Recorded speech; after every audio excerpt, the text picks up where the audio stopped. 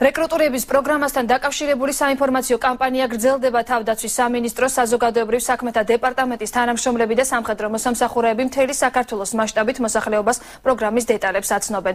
მეორე ქვეითი ბრიგადის სამხედრო მოსამსახურეები დღეს ფოთის ახალ უბანში იმყოფებოდნენ. თავდაცვის სამინისტროში მიიჩნევენ, რომ ახალგაზრდების რეკრუტირებასთან ერთად მოსახლეობაში შეიარაღებული ძალების ავტორიტეტიც უნდა გაიზარდოს.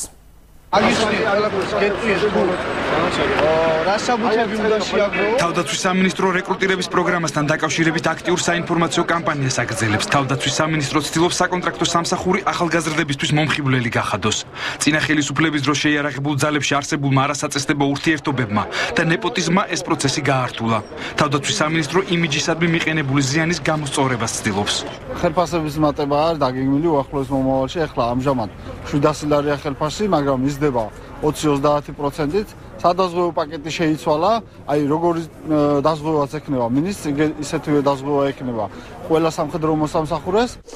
თავდაცვის მინისტრმა შეიარაღებულ ძალებში განსახორციელებელი ცვლილებების ჩამონათვალი დანიშვნიდან მალევე გაახმოვანა. ირაკლი ალასანიამ სამინისტროს უმთავრეს პრიორიტეტებად ინფრასტრუქტურისა და სოციალური პირობების გაუმჯობესება დაასახელა. ბოლო წლების განმავლობაში პრაქტიკულად 5.5 მილიარდზე მეტია დახარჯული თავდაცვაზე.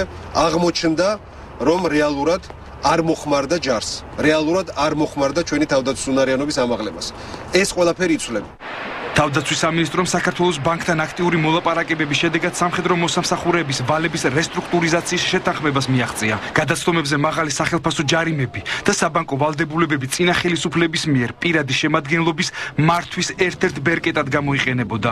რესტრუქტურიზაცია 3321 სამხედრო მოსამსახურეს შეეხო.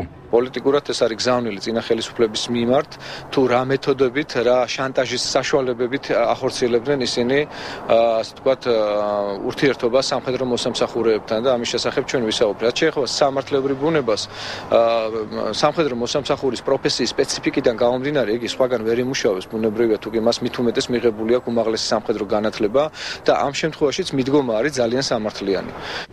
საქართველოს შეიარაღებული ძალები 37,000 სამხედრო მოსამსახურეს ითვლის, საიდანაც უმრავლესობა სწორედ კონტრაქტით მომსახურეები შეადგენენ.